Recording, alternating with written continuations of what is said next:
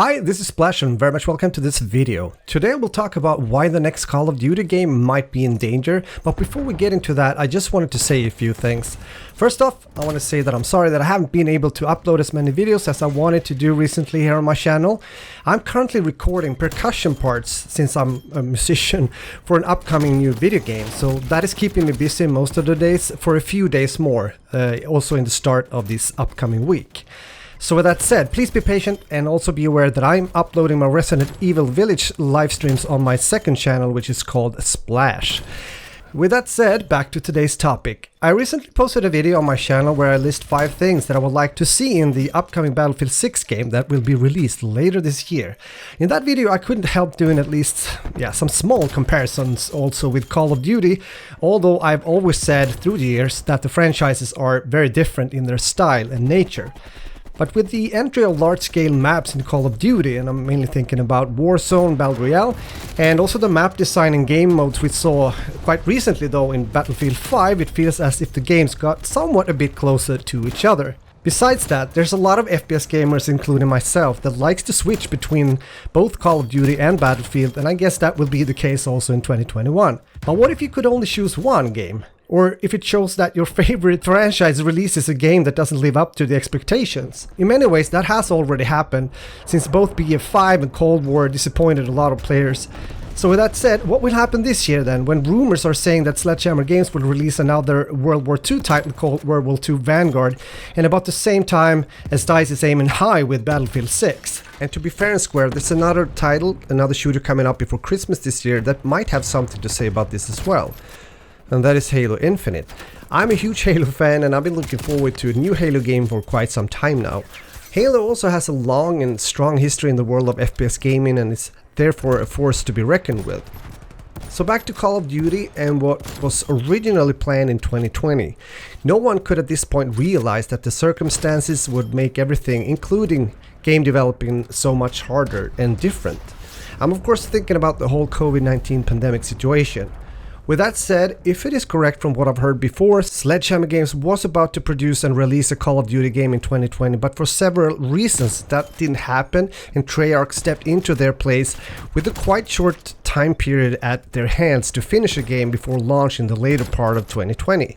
And as we know by now, that game was Cold War. About half a year after release, we're now waiting to see the first trailers, both when it comes to Battlefield 6 and also World War II Vanguard. I know for example that DICE will reveal their first trailer in June, not sure when it comes to World War II Vanguard. So what's this fuss about the next Call of Duty being in trouble, you might ask? Well, in my opinion, Sledgehammer Games still not haven't been able to make COD games in the same standard as some of the former Treyarch and Infinity Ward games. Also be aware that Sledgehammer Games didn't have another huge franchise releasing a game close to their own before. Thinking about World War II that was released in 2017. At that time, Battlefield 1 was still doing well, although it was released in 2016. A game that won an award and was nominated in 26 other categories when it comes to the BAFTA awards. So with that in mind, I'm thinking about the close release dates in 2021 between the upcoming World War II Vanguard and Battlefield 6 games. And on top of the cake, later on before the end of the year, Halo Infinite as well. If you want to be even more of a croaker, we've also heard that a lot of players in the COD community were looking forward to something else, meaning not another World War II shooter. That goes with me as well. I think it was time for a game that takes place in another time period than World War II. There's also been a lot of tweets from well-known Call of Duty leakers, although that we should take these things with a grain of salt, that World War II Vanguard isn't looking that promising. And it's also being held back by last-gen consoles development-wise. What all this means is hard to say. There's a lot of devs struggling when it comes to getting their games right for both last-gen and next-gen consoles. The question though is if it will make Activision rethink and maybe delay the game into 2022 instead of 2021. I would be surprised if they did, due to the whole business idea of a 3-studio rotation development cycle.